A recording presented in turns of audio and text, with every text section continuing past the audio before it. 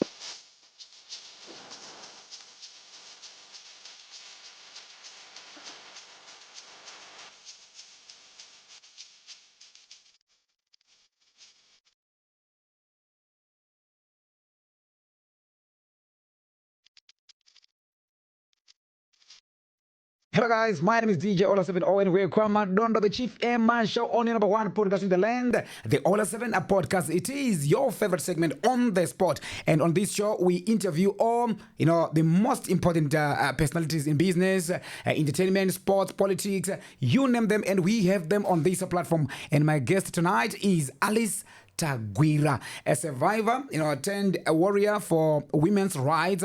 She managed to escape a toxic marriage, found her voice, and now it seems she's fiercely fighting patriarchy. She's a conversation starter whose opinions often tend to rub some people, the wrong way. And we are going to be discussing some of the matters on this episode. Welcome to the show, Alice Tagwira. Thank you, Ola. Maybe we should give you a round of applause for coming, man. Say welcome for coming. Thank you so much. Thank you for coming. Thank you so much. I'm very much honored. Right? How are you feeling to be here? Oh, this feels like a milestone for me. Because I didn't want to ask you, Ola, please have me on a podcast.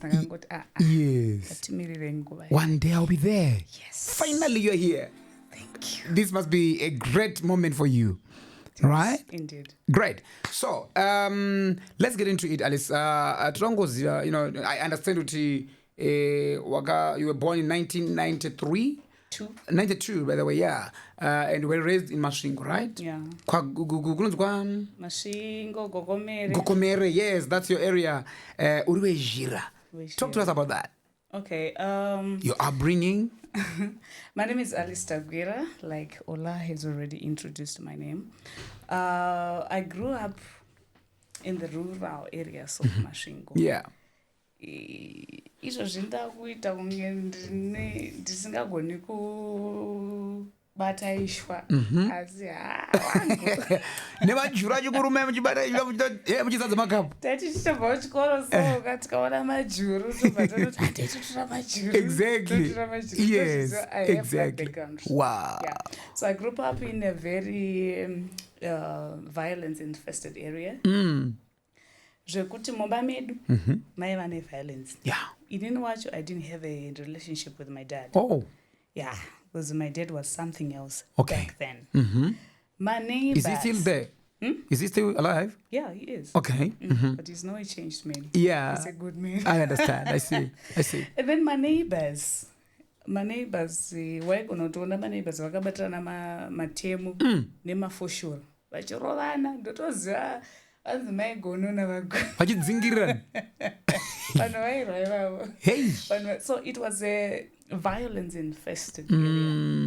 And then growing up, I didn't know kuti saka kuona zvinhu zvakaita sezvizvi as a child unonorepota kupi kana kuti unoita sei nazvo.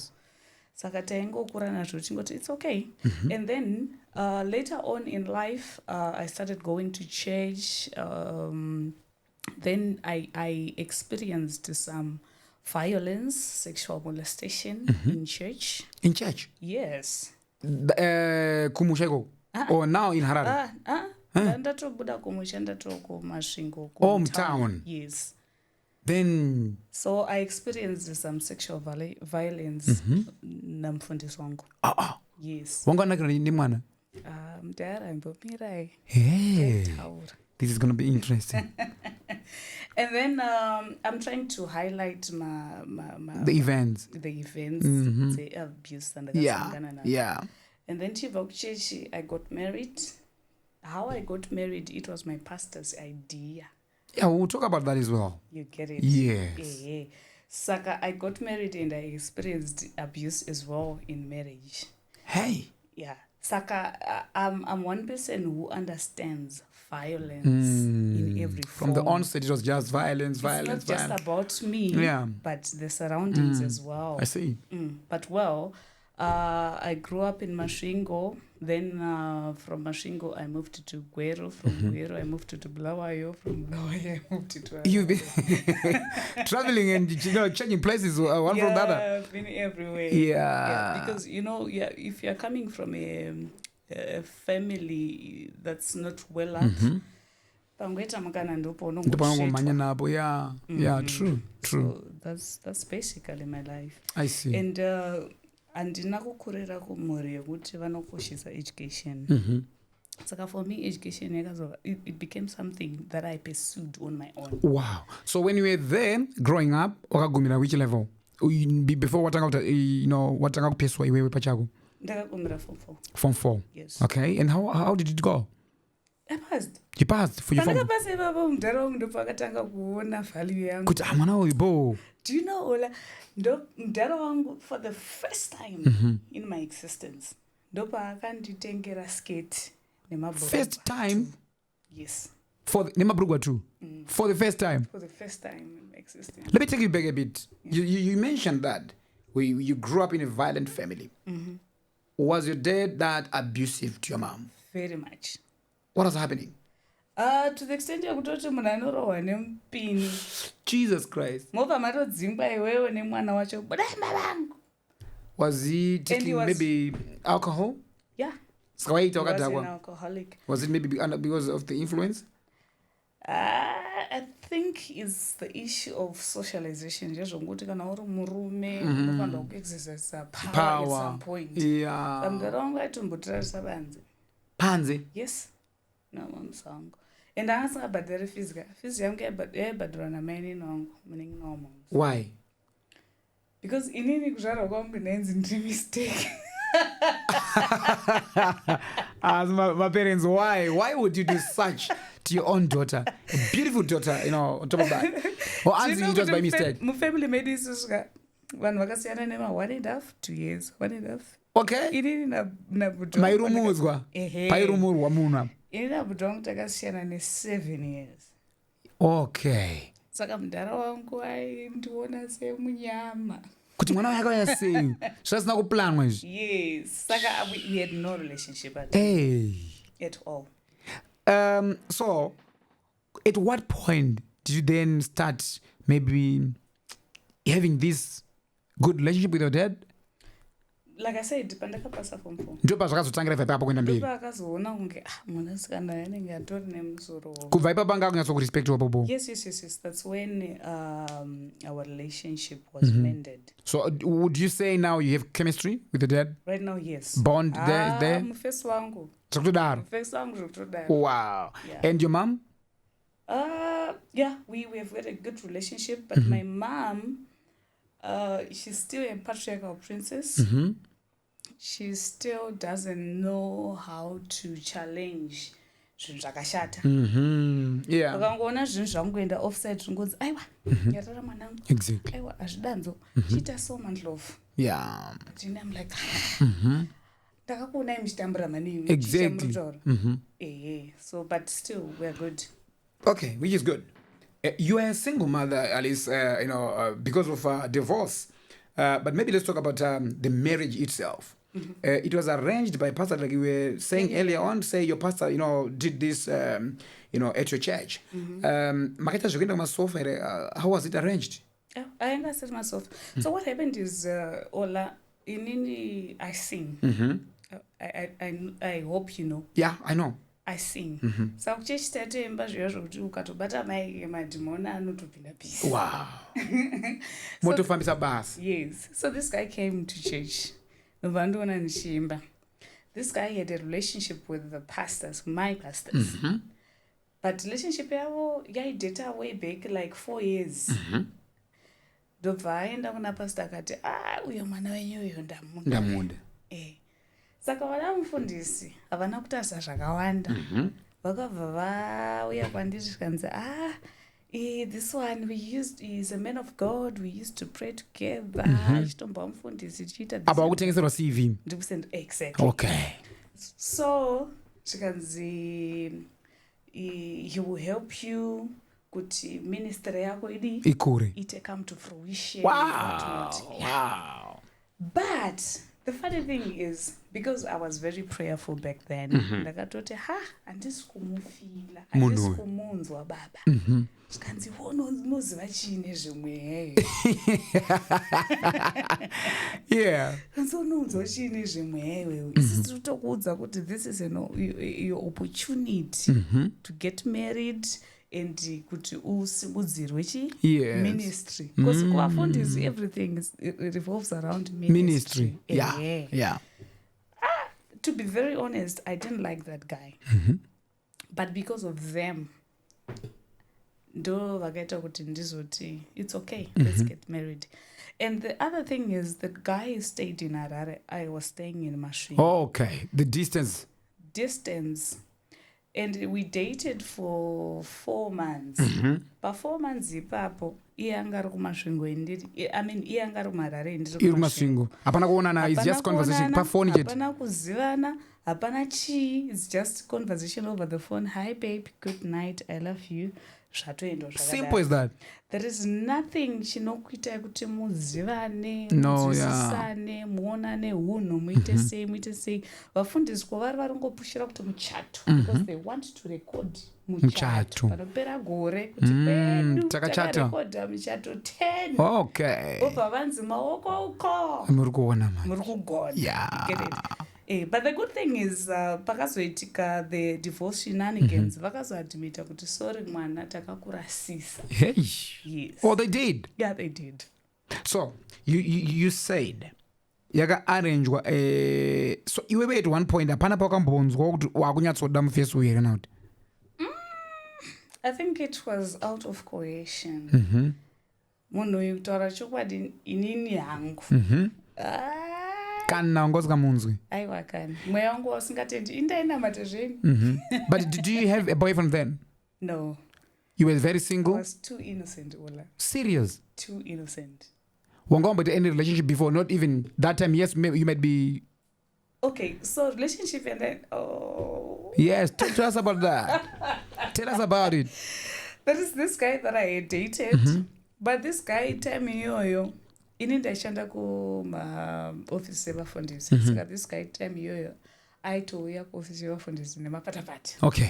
So the pastors were like, hana oda uyu. Mukomana sangana oda uyu. Uchiona kuti pana mumwe munhu watoisirwa naMwari ane oda chichi. But I loved the guy. I loved the guy. Yeah. Then the guy ndobva azoenda kunoita training yemasoja ichi chaplain what not. Saka time yakangoenda iyo 6 months yakaenda zizo vakazowana ndarora. Pandiye munhu wangu wandaitoda time iyoyo. So iwe wakamurasisa hamuna kurambana? Vafundisi vakandikanganisa. But hamuna kurambana this guy? Hatina. So somehow you cheated. Saka akazouya achitozoona alisa atobvisirwa. How? So quick? Watobvisirwa nguva indakaenda 6 months, but inini ndakadheta munhu in 4 months. 4 months. Amanaka. So you betrayed the man. I did, but blame ndoisa kuvafundisi wangu. Where do wafundisi? Ndoisa ikoko because ndo vakandiconvince. It's not something that I wanted. Oh yeah. But vakaramba vachindipersuade kuti do this, do where this. Where is the guy now? Where is he? Oh, he's here in Harare. Are you two guys talking? Now we're now brother and sister. Just brother and sister, but sometimes, that, chemistry and everything. When you meet guys, sometimes he's still into ministry, but panonetsa munhu wokuti asi mukasangana hazvigona ngotanga here kana zvokungoita already just one day and go hazvitangi because one night stand one night stand. Did you try? Because ane mastandards ake ndine mastandards angu, so okay. I wouldn't want kuti ndingoita step offer, but tine that connection yekuti ndoziva kuti munhu wangu iye anoziva kuti munhu wake, but kwete zvokudanana there is nothing, but muri uri munhu wake munhu wako zvezvokuti we have a connection isinga disputing. Exactly. Yeah. With a connection isinga disputing. I think is he married now? He's divorced now. He divorced. You are divorced now. Can't you make something up? No. Because you loved the guy. Yeah, back then. Yeah. Probably he still loves you. Are you for real? Just tell us. Maybe you can just. No. Since people know, just tell me. No. Who is the guy? No. I'm now curious. Forget it. No, but just tell us about him. No problem. Maybe he and Pharaoh didn't tell. We were close. He's a good man. He's pursuing his career. He's also pursuing ministry. But the fact that hatina kuzokwanisa kuti tiite reconcile and build something. So let's talk about this guy. Akazobvisa mari.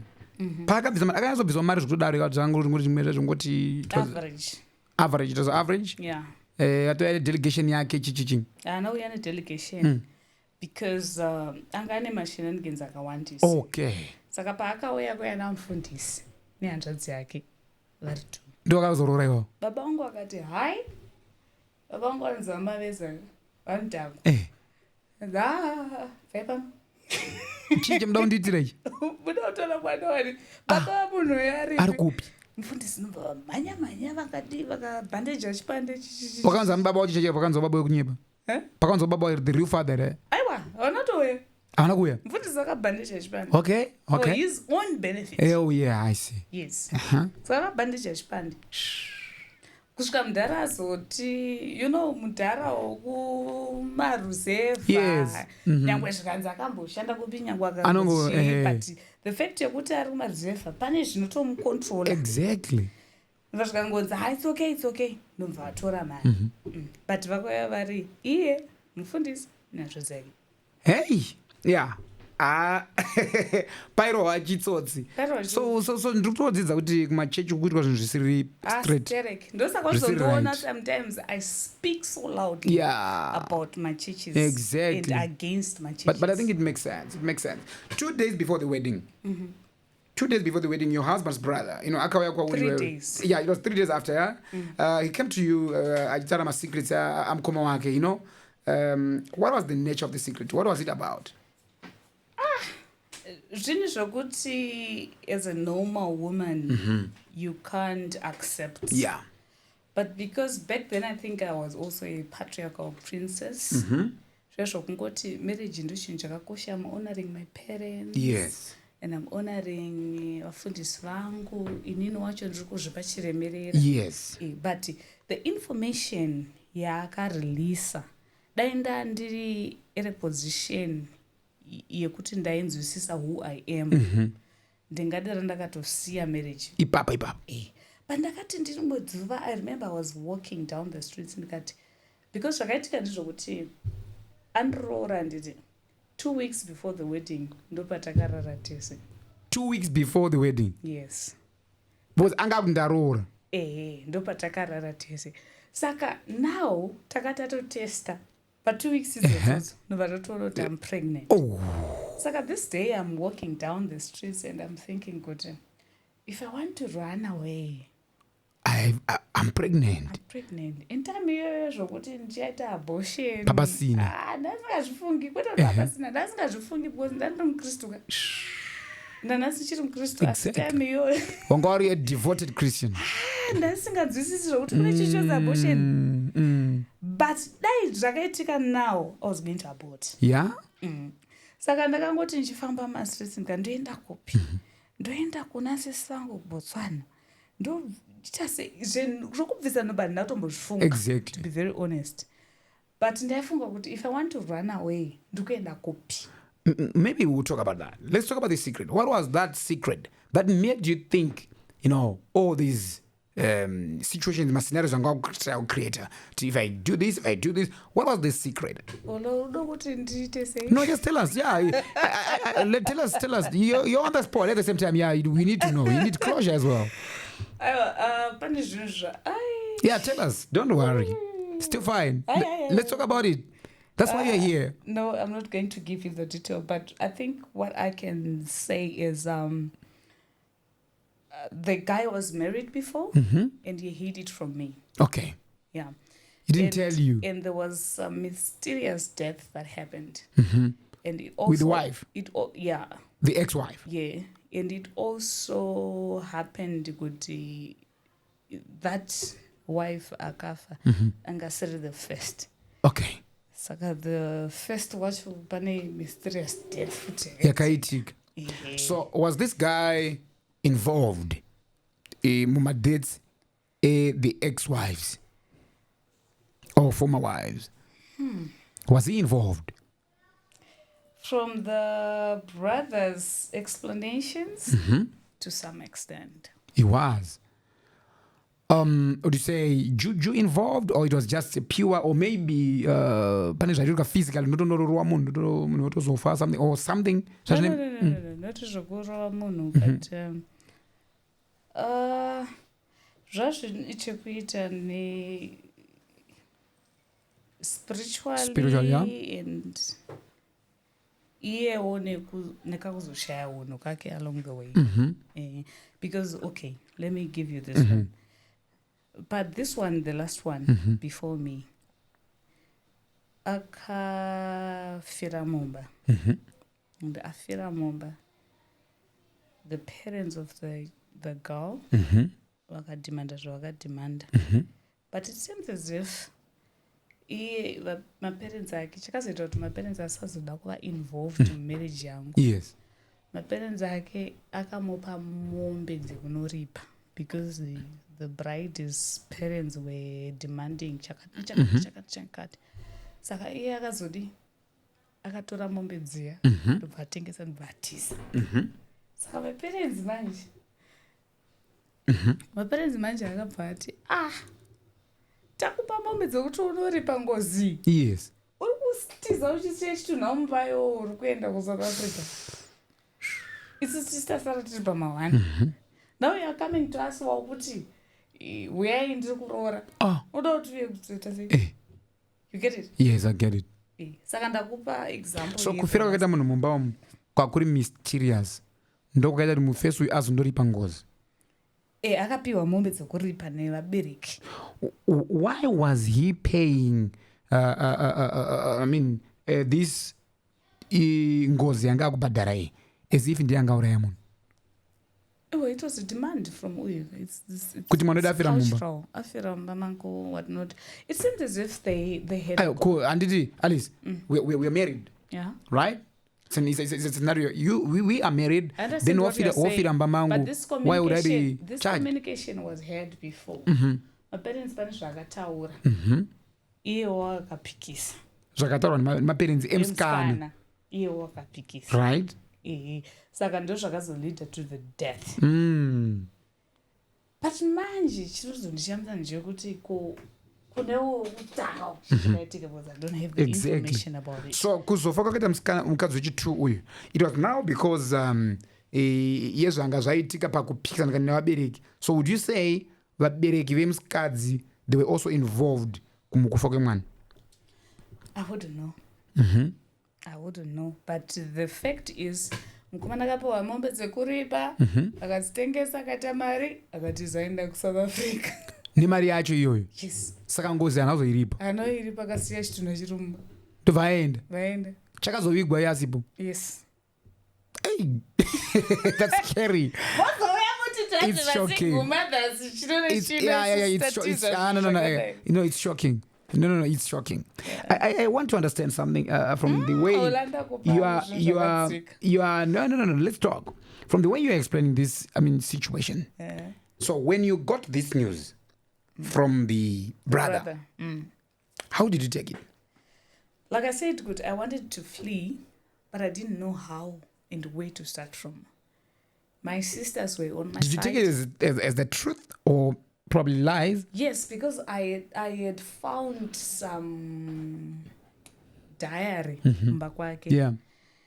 But ndaisanzwisisa kuti content iri kumboreva chii. Kuzezotaura musi wakati chakazoti, but I didn't have the courage to ask him because why? Back then ndaingoti zvebasa rei muri mabvunzo zvinhu zvakawanda you get it. But I had found a diary raitonatsokuarticulate my events. Yeah. So handisi kutaura zvinhu zvokuti ini ndakangonzwa handinowo zvandakatoonawo. But kuti ndichizoita magasi ekuti ndichimukonfranda kuti izvi zviri kumborevei izvi ndezvei papasina. What was your question? Did you take it as the truth? Yes, to me it was the truth. And my sisters, my siblings were on my side. My dad was on my side. Exactly. Yeah, to say no. Musatengesa mwana wangu kuona zvisina maturo. Yeah, so but I my understand. mom was like, mukangokata muchato ndikuzviuraya. Hey, moms wangu waida muchato. Wanga wasini nezviri kuitika behind the scenes. Handi mburi mavo vanenge vakazvarwa vakawanda kuti mwana wangu achatawo. Hey. So did they ever explain why vakamirira kuti patange pabviswa pfuma urorwe and waste of 3 days before the wedding to then tell you all these secrets? Ivana bamninocho se vakamirira kuti mari itange yauya. Aiwa vakagara vatotaura kubva pakuunzwa kwemari kuti isusu are not part of that. Vanhu vekumba kwavo. Okay. Mufundisi ndiye akazoti aiwa this is the devil fighting a good thing. Hey. This story is over. So mfundisi wakaplayer number 9. Yes. But without involving the parents. Exactly. Vakati nini ndotamba number yacho ini. Exactly. Vanhu uko kumba kwaito nororwa iwe vakati aiwa. Atisi kupinda muchinhu ichi. We are not involved. So you were not accepted then. Yeah. This family. Yeah. So kana chiti iwewe you were not accepted. Musi wemuchato, what happened? Musi wemuchato. So what happened? Did they come? Vakauya vanhu vakauya ikoko vasvike 5. With family? Yeah. But the father was there. Yes. Vamwe vanhu vese vanga vasipo? Vanga vasipo. I think vanhu vakasvika pamuchato ipapo from his side vanga vasinge svike 5. And the gifts that were given, I remember vividly. Yanga iri chi water jug. Electrical water jug. Okay, kettle. Yes, kettle. And nema dinner plates for. From his side. Muningina wa mai vake. Ne hundreds. Ndo vakaunza madinner plate 4 ne kettle. Wow. So said kwedu ndoko kaiswa effort uyakati tinoteka fridge. Tinoteka stuff. Tinoteka chakati. You get it? Yeah, I see. Yeah. Oh, yeah. So, did you try to tell your pastors, let's stop this thing? Yeah, I did. The wedding? Yeah. 3 days before the wedding, ndakaudzwa that information. That you told him? Yeah. My pastor, I remember, vachinditi usandiitira kunge hwaga. Vakatoti hwaga. Pastor wako? Yes. Ndosaka ndashandisa the word hwaga, yeah. Usandiitira kunge hwaga. Because ndansingachadi. Though I was confused, but ndansingachadi. Though I was a patriarchal princess back then, but ndansingachadi. Transcended unge hwaga. And I remember one of the leaders vemuchechi vakatoti uri kushandiswa naSatan. Don't try to embarrass our pastor. Hey. So mubrain mako musi wemuchato vazoitika muri kutamba vamwe chitamba masteps aitonyatsobuda boerera mupfungwa mako aitoti ndapinda ma1 mana. Wow, I was the saddest person musi wemuchato iwoyo. Yeah? Ndikunyebere. Okay, I'm just pouring out. Yes. Yeah, musi wemuchato ndasingafari zvachose. Whatever was happening, I don't even remember some events or whatever because I was sad. Chinhu chakaitwa not out of my will, but kungofadza vamwe. Yeah. Well, do you still have the video of your wedding? I think I'll ask my sister, but I don't have. You don't have? My sister actually has some pictures. But video handitombozivi kuti ringange rinani. So hauna tomboda kuona kuti chii chakaitika kuti go back to that video? I was not happy. I won't lie. Soon after your wedding, wakavyoenda kunogara masisitera naye kuBotswana. How many days after the wedding? So what happened? Yes. But well, zvakaitika ndezvekuti mufundisi vakaofficiata muchato wedu vakazorasa register remamarriages akanga achatwa. I think mutemo waivako, I'm not quite sure, mutemo waivako ndewekuti as an officiator unochengeta maregister remamarriages aitika in 2 weeks time, then unosubmita chichichi. Saka isusu wedu pawakaitika mufundisi wakabva arasa register yamanje, saka automatically it was nullified. Our marriage maifanira kuti panyowani taifanira kutanga kudzokera kunosaina futi mapepa manyowani. Saka anyways, immediately before the wedding pane mashoko akawandisa akaexchangewa between the families. Nesu wacho we were not comfortable. My sister was like, you need rest, let's go. And then we went kokoko. Then ndobva patisanga kubuda nyaya yekuti muchato wanalifaiwa. handei kuti handei tinosaina futi. Ndikati it's okay, I'm coming. But iye kwaari anga atoconcluda kuti there was chikiribidi chakatambwa between the officiator and my sisters. Because my sisters were against the idea of proceeding with the wedding. With the wedding, yeah. Saka iye akabva aconcluda kuti pane chikiribidi chaitika between the officiator and the siblings. Saka ndakazonogara nasisi vangu kusvika nhombo yatokura yatodii chichichichichi. Saka akazotanga kufunga kuti akarwiswa. Saka chakazoitwa ndisurface marriage ndezvekuti iye anga akufunga kuti akufanira kurevenge. Okay. Mandirwisa muchato wanalifai. So pawakadzoka apa wanga wadzoka kuBotswana manje?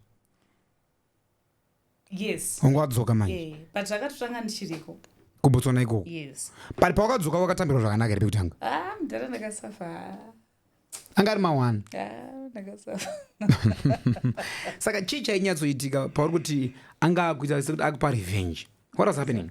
Okay, the words that I remember, firstly, akanditi iwewe haundidi. Ndakatozviona. Saka it's now time for me to look for someone who loves me regardless of my flaws. Saka ndiri mumba imomuya ndopa akatanga kudheta vamwe vasikana achiita zvaaita. And it was a hell of an experience for me. Yeah. Because I remember at some point akatouya nemusikana nenhombo kumba. Yake skanzoda kuti ndiintroduce mwana wangu. Ipapo mwana wangu angatova I think about 10 months. Kada kuintroduce mwana wangu kumwana wangu munyowani. Neighbor wangu ndiye akazoti tokurova iwe. Tichii chakadaro? Tokurova usatijairira. We're tired of you shenanigans. Yeah. Ndobva neighbor abvuta mwana. Chitokatobata mwana chitoenda kugedhe kunoratidza girlfriend yake nenhumbu mwana. Neighbor wangu ndobva ati aiwa atikuita izvozvo. And at some point ndakaita a mild stroke on my left side because ndakaenda kumba kwasisi wangu Bulawayo for kitchen part. Iye ndakatona ndikuidza. Ndasvika ikoko madhesi ekuti ndichidzoka asvika nobva zvikanzi I don't think I'm ready to have you back. Why? I didn't understand, but I think zvese zvaingorevolve around your statement rekuti iwe haundidi ndikutsvaka chi munhu anondida. Yes. Saka ndakabva ndaita nharo ona Kana ndikudzoka but kuti ndiudze sisi wangu majera bamukuru kuti murume asi kuda kuti ndidzoke. Hazvisi kutaurika. Hazviiteka. Zvinofanira kudi. Ega. Haufanira kunanika imba yako. Then bamukuru wangu akanti mainini varume tine ego. Zvikada pamunene vana mari. Ndikandikupei mari muni? Mudzokere kumba. Ndizvozvo. Pandadzokera kumba kuya. Ndisvika kumba kwataigara. Vasvika ndavimbai. Ndotoziva zita rake. Havachagari pano.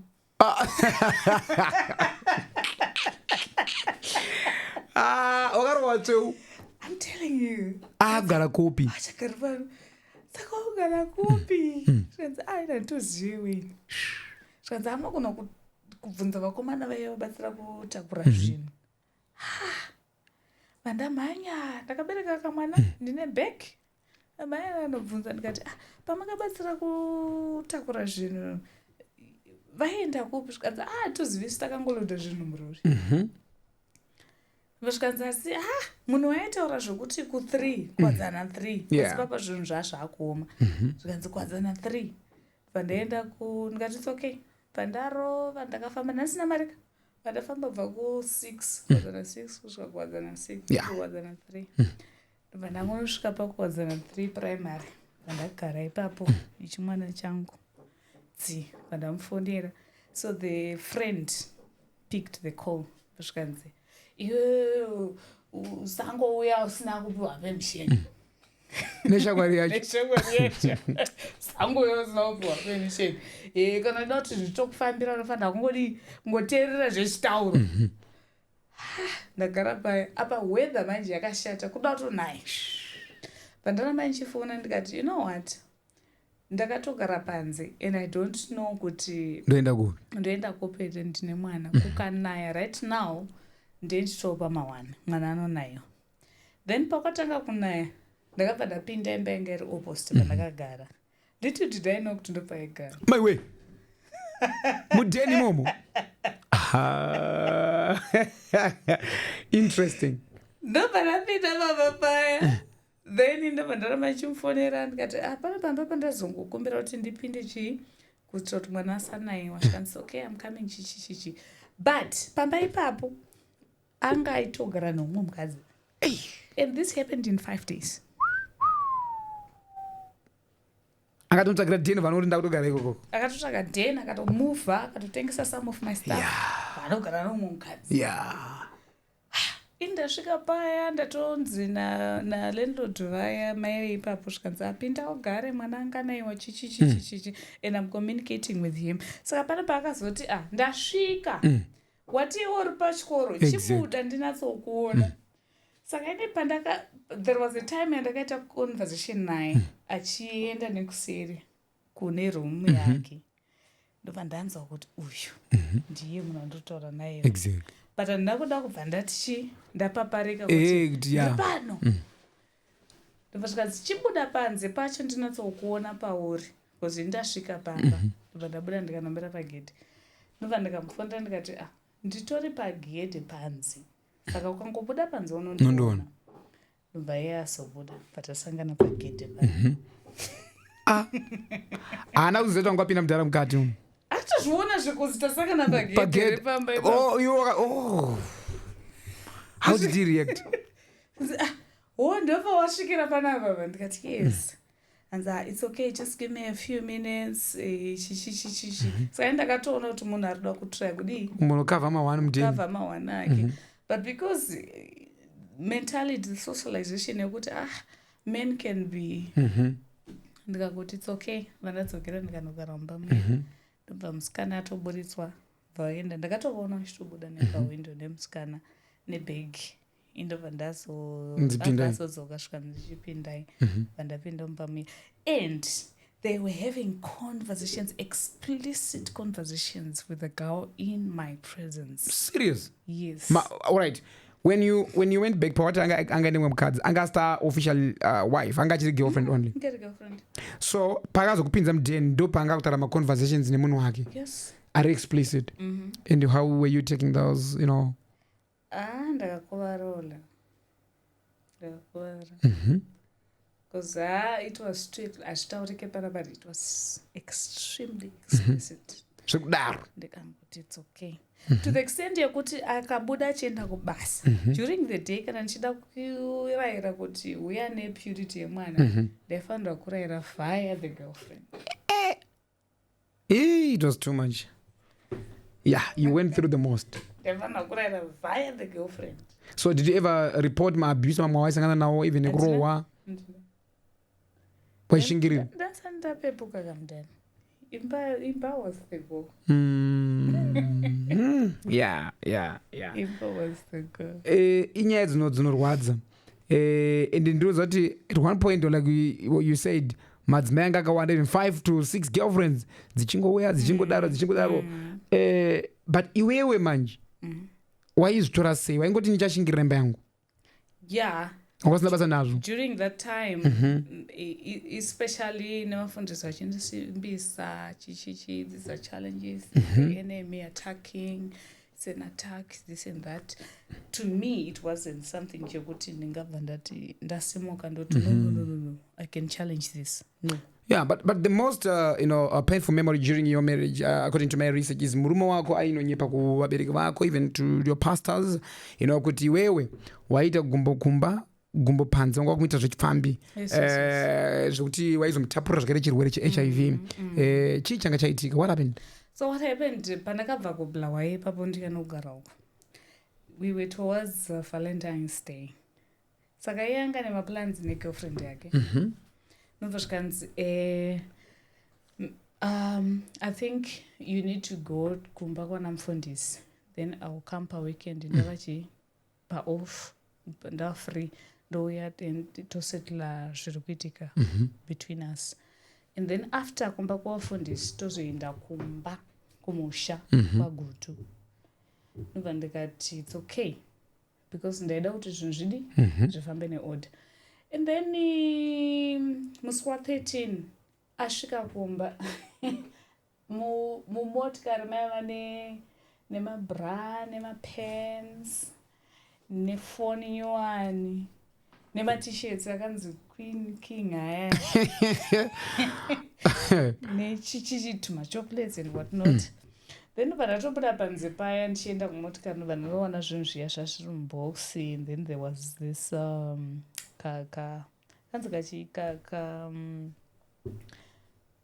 rep bag. Kemapresents ako. Kemapresents ako. Handina nomubvunza because murume abvunzi zvakawanda. Handina unomubvunza vana kupinda mumba ndikasiyana nazvo. The next thing I was like, you need to go. Ndobva ndatotravela. And there was also a card rakanyorwa naGertrude.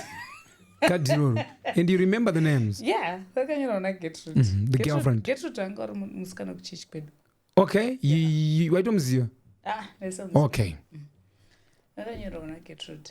That's another story. Nyaya dzangu dzakawandisa tingadzipedza panapa. So vanditi rongedza hembe dzakawanda because uchanoenda kumba kwana mufundisi then wozoenda kumusha chichichichichi.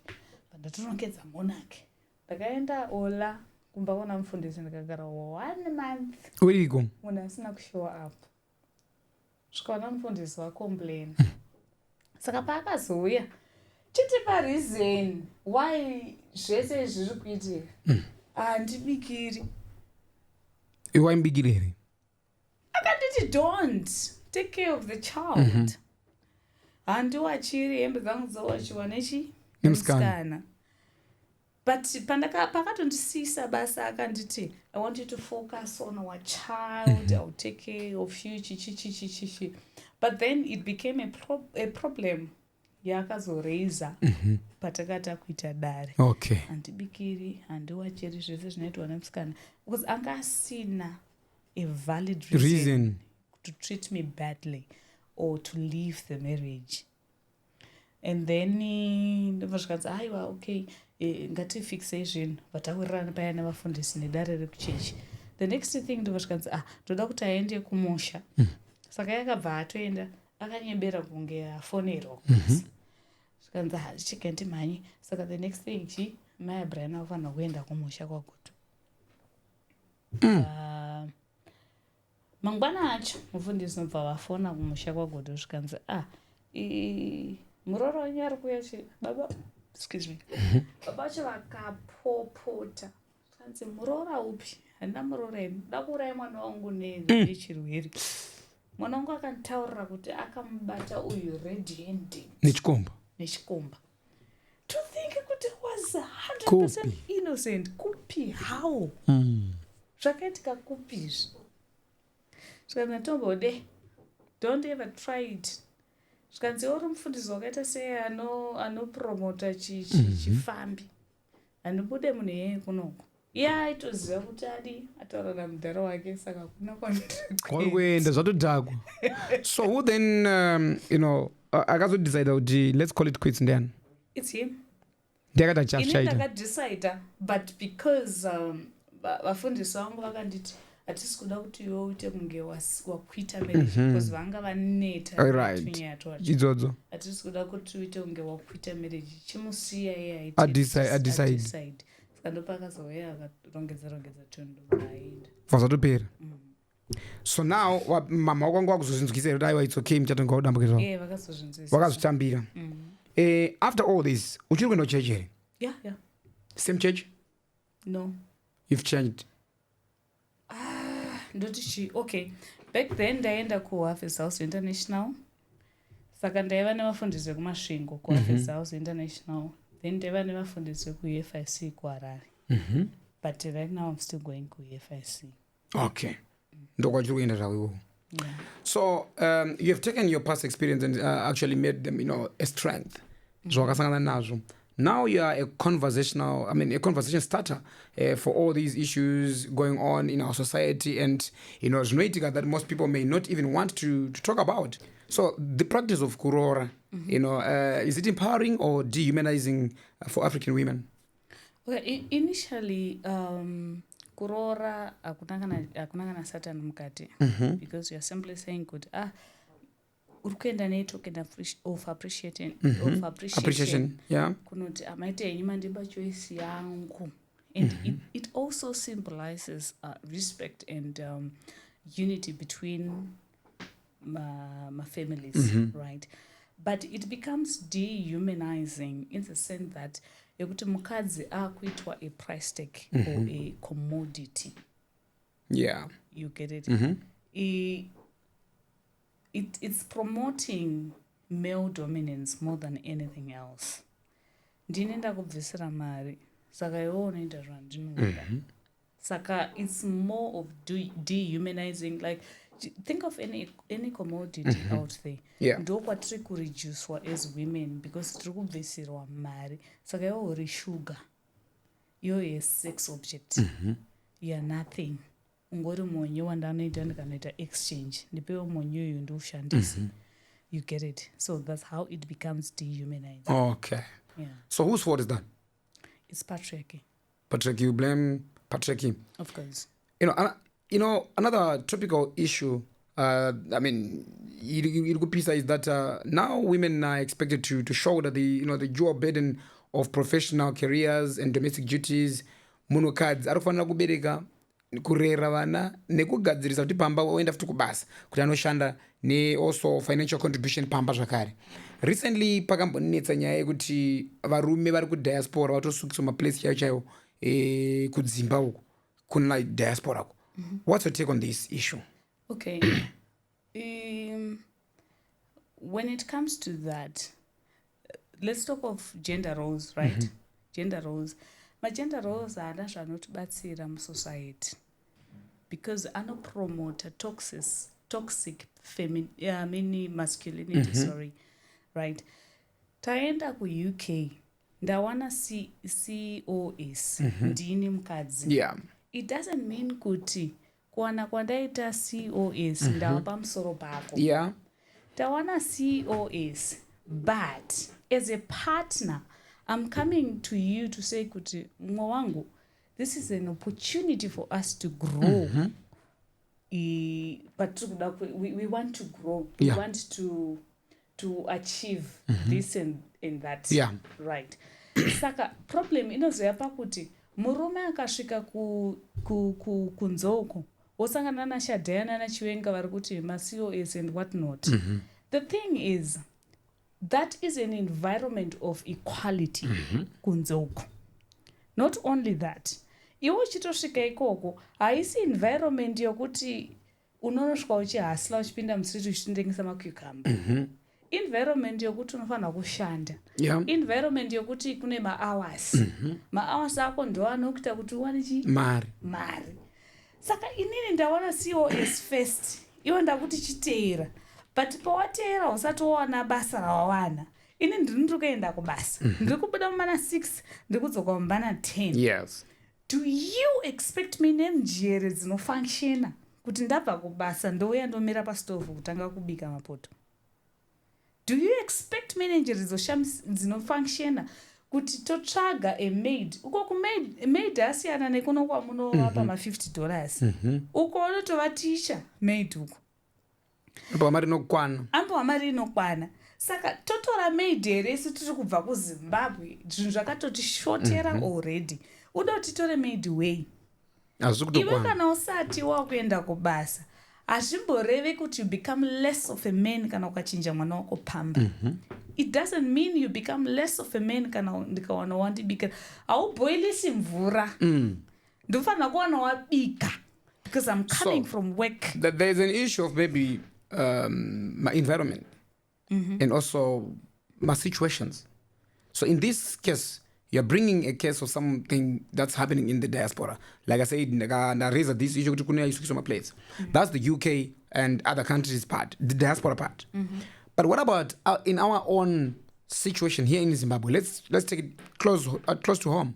It's still the same, because in marriage we should foster my partnerships. You are a partner, I am a partner. I'm not a slave to you. No, if you are to play maybe your gender role, does it mean that I'm treating you as a slave? Or you're becoming a slave? Feminism or anything to do with women's rights doesn't have anything to do with gender roles. Yeah. My gender roles are promote toxic masculinity, like I said. Saka iwewe ukapinda umba ukacleana maplates, zvobva zvanzi wakadyiswa nemukadzi. Zvobva zvanzi ari kuitiswa nemukadzi because haana mari. Yeah. But tiri kuti ngatishare ma-responsibilities as partners. Yeah. Kana ini ndiri kuenda kubasa ndofanira kuwana wabika, haufi. Zvinhu zvingori ma-requirements e-adult life. Iwe unofanira kugona kubika. Yeah.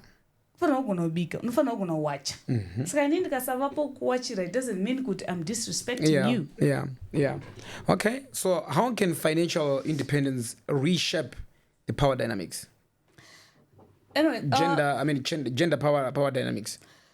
What I always tell women is chinhu chanofanira kutya pasi pezuva kuchengetwa nemurume. Kuchengetwa actually. Nemurume. Kuchengetwa. Ngatingoti kuchengetwa. You shouldn't be dependent of anyone. Iwe as an adult existing on this planet Earth, nofanira kuziya kuti you have a responsibility to take care of certain things in life.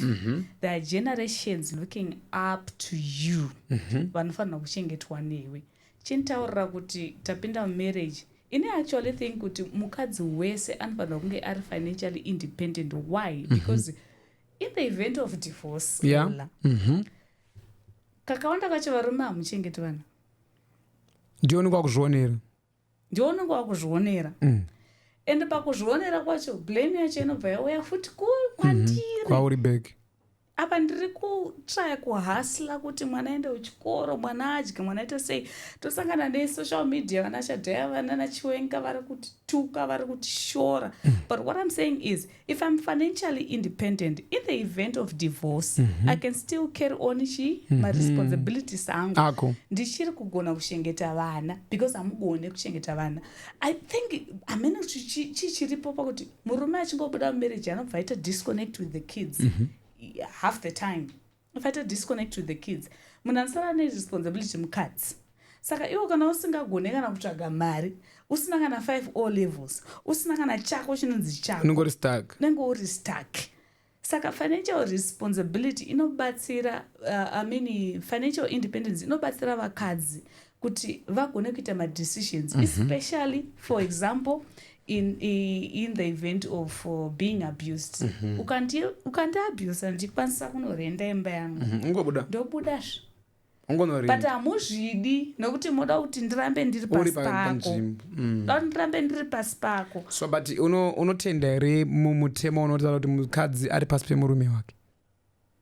Be submissive. Do you subscribe to that? That's a difficult one because I believe even biblically, the Bible says he created mankind in his own image. Men and women he created.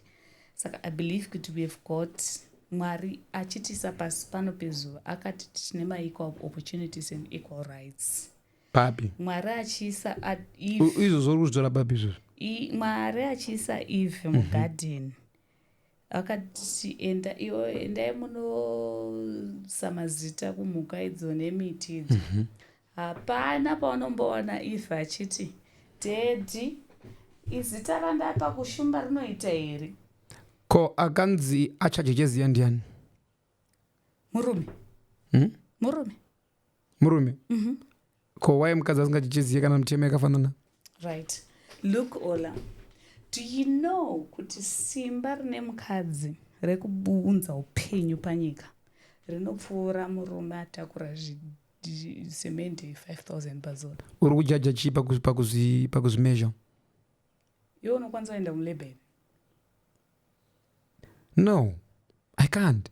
Haukwanisi kuenda kulabor? Because I don't conceive. Antakure mimba. Haukwanisi kuenda kulabor. Saka undotakure zvidhina 5,000. No. What are you saying? No. What are you saying? It's masikiro evan. Biologically, the biological construct of a woman and a man is different. Right? Yes. So why are you then asking for a 50-50? 50-50 is not based on that. It's based on equality and justice. Equality of opportunities. Full stop. Azvine biological construct of a woman and a man. Okay. Now, it brings me back again to my question. What is the question? To say, do you agree nemutemo wekuti vakadzi vari pasi pemurume? We are partners. What do you mean? Because what do you mean we are partners? 50 yako ne 50 yangu azvifanane but zvinokomplementana. So, are we at the same level? Kuti wewe nemukadzi nemurume we are at the same level, or we should be at the same level? Is that what you're saying? We are on the same level because we are partners. Even if you are running a company, ukaona a partner, you cannot make a decision without your partner. No, decision is something else. It's something else, but do you understand the concept? No, I understand the concept. Yes. We are talking of business partnerships here, but I'm talking about a marriage partnership. Do you make decisions in marriage? Actually, do you give executive decisions in marriage? Sababa. 100%. As a man, 100%. That's not equality. You consult me, right? As a wife, as a woman. I don't consult Listen, you consult me. Hi, Baba, I want to do A, B, C, and D. I don't. I give you. I don't. We discuss. Listen, I also come. We discuss. Nema ideas and everything. I indoku brief and so. Then you also give me your 2 cents. But the thing is, I can also make my own decision wherever I want as a man. As a man, what prompts you to do that? What prompts you to do that? Yeah, give me a valid reason. What prompts you to do that? Okay. Can you put panyaya mutare marriage here? do you think that this like is a curveball? Do you also think that women should also pay lobola? In other cultures, they do. But maybe we can't think of that because... Do you think, in our culture, in other cultures they do, right? So sometimes what you take, what you think, I mean, what you believe in might be zvikunenge culture, zvisiri zvekulture yedu. But then, nekuti zviri kusuta your narrative also uri kuda iwewe, zvinoona kupinda ipapapo. Then koita zvokuti zvemuculture yedu ndo ndakukubvunza inini. Do you have an understanding yokuti culture yedu inopromote emancipation of women? Do you know that? I know, but ndiri kukubvunza kuti iwewe semudzimai munokwanisa kupedza futi rora here? I can't, because culture yedu doesn't promote that. Why can't you preach the same culture? Ashite, because my cultures, they differ. They are diverse. Right? Yes. Who constructed the culture? The people. The people. Yeah. Right? Yeah. They are living in this same society in which we are talking about chakati is a situation. The opinions and the discourse they push. Bible aside. Yes. Bible aside. Our culture also says mukadzi ari pasi pemurume wake. What do you think about that? Culture yedu pre-colonial era. Do you know kuti vakadzi vai occupy my leadership positions? You know that? Like, give me an example. Ndodangokupa example yaNehanda. She was a spiritual leader in the liberation struggle. No. Mira. Listen. Mira. Alice. Mira. You're mixing things here. Mira. Spiritual leader and physical leader is two different things. What? Cultural. Of course. Yes. Right now, nana sekuru, nana mbuya, nana mama, vanosvikira, nana baba. But it doesn't mean kuti. No, I'm asking you. Daida mubvunzo ndakubvunza. Ndati Bible aside. Do you also, you know, the culture anosiyan in our culture in the unetsika yawatenda pa culture yedu kuti mukadzi anofana kurorwa because it's part of our culture. Tukandoti kuti dzimwe nyika vakadzi vanotorora vamwe varume. Now ndakuchikubvunza nini kuti pa culture yacho yedu, let's not be selective.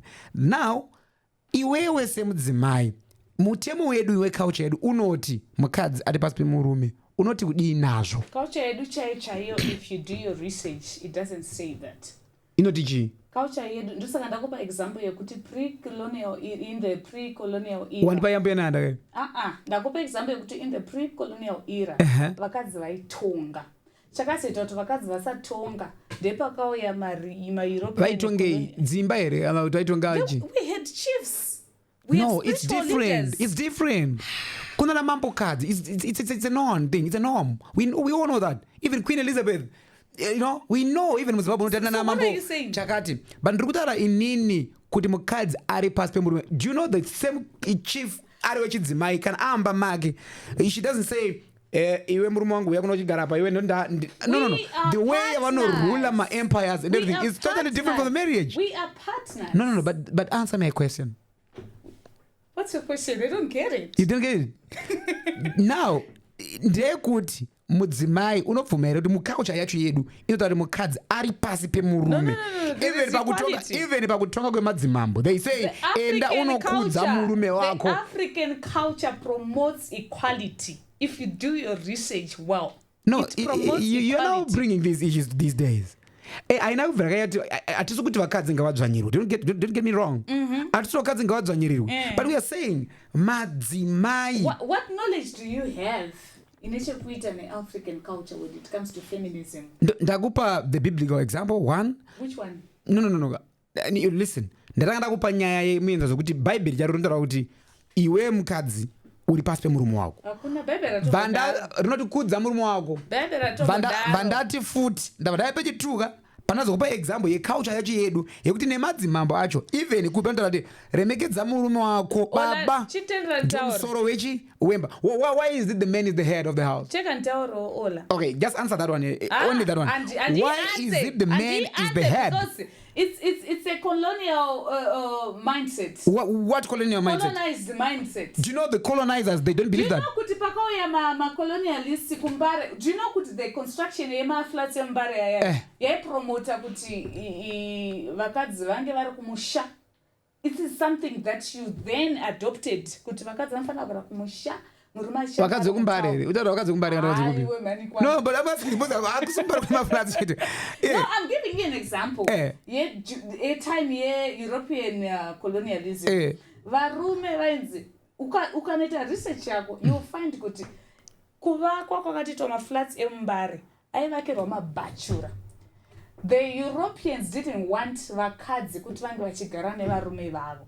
Vakadzi vainzi endai makara kumusha muchichengeta vana muchirima.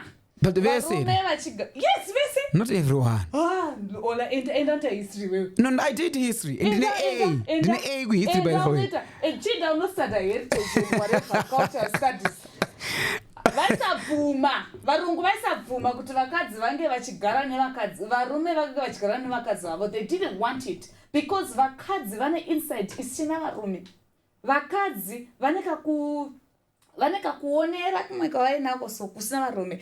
Are you sure? Yes. Saka vanenge vachiziva kuti kekuonera chiiwe Alice akange ari panapa achavhura brains dzekuti chi. Saka vakabva vadzinga vakadzi vakati ndai munogara kumusha uko nevana here kuzviadopta mira makazviadopta kangani kateziva kuti isusu vabereki vedu tinogara kumusha baba varinge vari kutown makazviita adopt hold on into your system. But is it right? It's wrong. Chinzo Alice right now mamo muharare mira mamo maflats embari maonera chi toonera chi whatever insight kekuonera ndosamaidze ndabwera kumusha nawo mama muharare ndosaka taku advocate kuti varume nevakadzi ngavave equal ngavagarisa. Who came up with this idea yekuti garisa naye?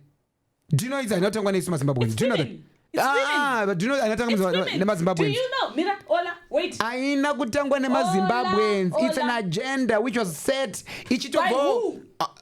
By who? Come on. By who? Alice, it's like you don't know. By who? No, maZimbabweans vakazotosimudzirawo ichienda kumberi. By who? Do you know? Akava idea yokuti varume vasagara nevakadzi vavo ndiani? Indatozvinzwa newe. The colonialists. Wazvinzwa akaterera. Akazwa ine idea yo ndiani futi? Yekuti chigarisa naye. The feminists, the women's rights. Women's rights? Yes, activists. Being headed by who? Look. Being sponsored by who? Look. Kuti mukadzi anga achienda kuchikoro. Being sponsored by who? Kuti mukadzi anga achienda kuchikoro. It was a woman who stood in. Enda pa microphone yako. Usatize mic. Taura pa microphone yako. Kuti mukadzi anga achienda kuchikoro. Mukadzi akamira in the gate. Kuti mukadzi anga achivhota, mukadzi akamira in the gate. Kuti mukadzi anga achibhadharwa equal salary, mukadzi akamira in the gate. Kuti mukadzi anga achidrive mota cheche. We've got countries vachiri kustruggle nekuti mukadzi atonge achidrive. And I was research about Saudi. No, I did all that. You yeah, know, right? I know. Yeah. Saka. But my question is, what we are saying is we are equals in terms of opportunities. We are equals. So, did I move on that like as a personal question? I directed to you, right? If I want to marry you today, for you to be my wife, are you willing or are you ready to be submissive, to be a submissive wife? If you want to make me a partner, I will. But if you want to make me a subordinate, I won't. Explain a partner in marriage. Maybe your definition. Dagoba example, a business partner. Do you make decisions without your partner? No, I'm talking about the marriage partner. I'm not talking about business partner. It's the same. How is marriage partner similar to business partner? It doesn't make sense. Who is a partner? The word partner. No, that's why I'm asking you. Partner, my question. 50-50 ne mumwe wake. When you say 50-50, all right. Ndakubvunza question and answer. Yekungoti chete. If I take you today as my wife, are you ready to be a sub? No, you want to answers. If you are going to make me a partner, I will accept. If you are going to make me a subordinate, I won't accept. A subordinate? Yes. A subordinate angaita same marriage. Hauzi headmaster vangu. Aiwa, tiri kutaura munhu arikuona kumba. Hauzi headmaster vangu. Munhu arikuona kumba ada kuzati vari subordinate wewe. I'm giving a simple example. You're not my headmaster. We are partners. Equals. Right. In decision making, to know sangana pakati. In everything to sangana pakati. Hakuna anozoti ini ndine murume. I make a decision, an executive decision. Ndine sachidhindo. Pamari zvakafanana kuti zvakasiyana. It's the same. Indikaine 20 Yes. Ndikaine why. Yes. What will happen in the event that you ndisikuenda kubasa uchishanda? Iwewe murume. It's the same. Unofanira ndozvatachitaura kazviyazvo kuti kana ini ndiye basa nerapera unongovadzingwa basa unongokanzi rapera. Rapera, but it doesn't mean kuti zvinodistorsa marriage yedu ka. Mari haisi kuwanikwa pada kupatora rendika. Basa rei kana ndine mari tinosupply zvezvidiwa. But do you know in very realistic, right? Do you understand, or have you done your research on this? Do you understand that madzimai mazhinji anoshanda when murume asiri kushanda vane kakutonga kavanoita pamari yavo kana kakukonorera kavanoita marriage pamari yavo? Do you understand that? Ifungwa yenyu number 1 mira one ifungwa yenyu kuti iwe ukafeila kuprovide unobva watotanga ufunga kuti yaifeila, but in a marriage setup hatitaura nyaya yekufunga kavana, totaura nyaya inotaurwa. Let me elaborate kuti haisi kufungwa. Teerera Alice chimira. Varume vese vanofunga kuti mukadzi akango ari in a better financial position anodisrespecta murume. Cheka ndiudzi. Unoziva here hama dzemukadzi dzikaya pamba kana mukadzi ari akatenga masini pamba. Ndakabva ndotenga firiji muzona kumesina. Sofa iri ndakabva ababa pano here kana ndikabva ndotenga ichi. Do you know zviri kuitika? No. Ndoda yes or no answer. Do you know zviri kuitika? Zvinoitwa nemapatriarchal princess. Do you understand what I mean by patriarchal princess? Tiudzi. Right. Mukadzi anosubscribe to patriarchy. Do you know kuti there's a thing people vanoti varume imbwa? Because ukaya kwandiri nini andimbokuti murume imbwa as a feminist. Ndikaona kuti there is a problem, pane challenge yatafesa nevarume, men are abusing women. I take it up as a cause to stand up for. But mukadzi a patriarchal princess antanga kuti varume imbwa, varume vakazoti because hagoni kusimuka, hagoni kutaura, hana voice. Achava voice achava murume imbwa, achava voice. Hatarina voice. Iwe wari mundara ndimbwa. Ndo voice hombe. Ndo voice hombe kairoro. Atisi voice. Kuti murume imbwa. It's intimidation. It's intimidation. Alice. It's intimidation. Ini ndikaona kuti there is a problem, ndinosimuka kuaddress a problem. Andiende ndakunotanga kuti uremba iwe uri benzi because experience yangu aiziyo experience yandichaita nechi. Pachiwani chedu Alice. Ngandikubvunza simple questions. Anesa mtemo mbandiani? Andi? Anesa mtemo mbandiani? Pachiwani chedu. Both partners. Waneza mtemo vese. Pachiwani chedu. Towirana. Towirana. Kuti tichadai. Vana vedu tichavareisa in this manner. Isusu decision making yedu tichaita in this manner. Chakati chedu tichaita in this manner. It's not a one man's thing. Maybe it explains why marriages are not lasting these days. Why? So much challenge. Where is the challenge? How? Mumba muite even munyika muite mapresident tuka munyika achama muite mapresident tu mudunhu hamuna masabhuku tu. No, listen. Panoda pazvinhu zvese Alice, listen. Umwe wako akatotanga funga kuti ari pasi achange ari emotionally deprived. Azvisirizvo. You can still suggest, you can still raise your voice and you can still air out your views. Imba in the one decision maker. Pabasa chapata one decision maker. You can all bring your suggestions and everything. So way you are so. Right? Munyika imada one president. Right? We're equals. Mukingdom da one mambo. We're equals. If we got two mambo you have to fight. It's a war zone. We are equals, Ola. Don't any problem pabo. We're equals. Because the moment I just Alice. At this kuti nini wetakafanana biologically. It's not about biological things. If I tell you Alice, I don't want to see you chipina bamangu na 7:30. Uchanza rumba mangu ndopia na nengwa zandoda. Ukuti mba mangu ere kana mba meko. Oh, okay, maybe let me rephrase. Let me rephrase it. Iwewe ka brain zako zitori two patriarchal. No. You cannot coexist with a woman. Let me rephrase. Otherwise a woman should be anti you. Regandi kuti andidi kuona chipinda pamedu na 8 o'clock. Muti manduru nchizamba mu. Yes, tunowirirana. But baby, kana inini basa rangu richipera na7 kumandozosvika kumapast 8 is there a problem? Ripera na7 rine riri basa ripi?